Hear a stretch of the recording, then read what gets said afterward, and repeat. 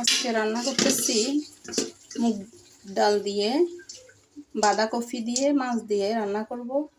এই যে এখানে আমি 1 কাপ পরিমাণ মুগ ডাল নিয়েছি। এখানে আমি আদা, পেঁয়াজ, রসুন, কাঁচামরিচ কুচি দিয়ে দিলাম। তারপরে দিয়ে দিচ্ছি লবণ, পরিমাণ মতো লবণ দিয়ে দিচ্ছি, পরিমাণ মতো হলুদের গুঁড়া, তারপরে দিতেছি মরিচের গুঁড়া, তারপরে দিচ্ছি মশলার গুঁড়া, তারপরে দিচ্ছি একটু কাঁচা সয়াবিন তেল।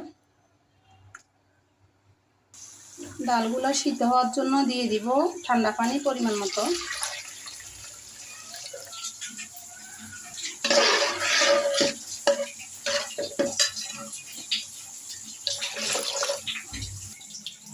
যে এখানে নিয়ে নিলাম বাঁধাকপি,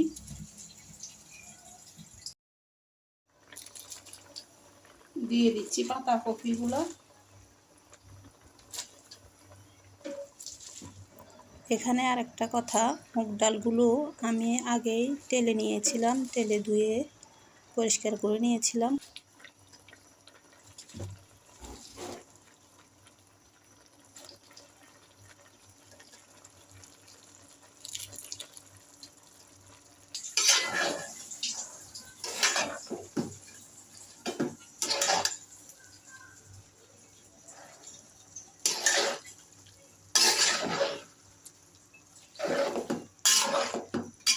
এই যে আমার বাঁধাকপিগুলো দিয়ে দিলাম সুন্দরভাবে।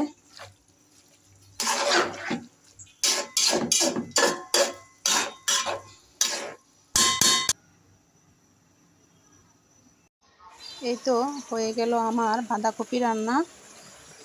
এরপর আরেকটু নেড়ে চেড়ে একে একে করে আমার ভেজে রাখা মাছগুলো এভাবে দিয়ে দিব, দিয়ে কিছুক্ষণ রান্না করে এরপরে দিয়ে দিচ্ছি রসুন দিয়ে বাগার দিয়ে দিলাম। আবার একটু নেড়ে চেড়ে এরপরে দিয়ে দিচ্ছি ধনিয়া পাতা কুচি। এই তো হয়ে গেল আমার বাঁধাকপি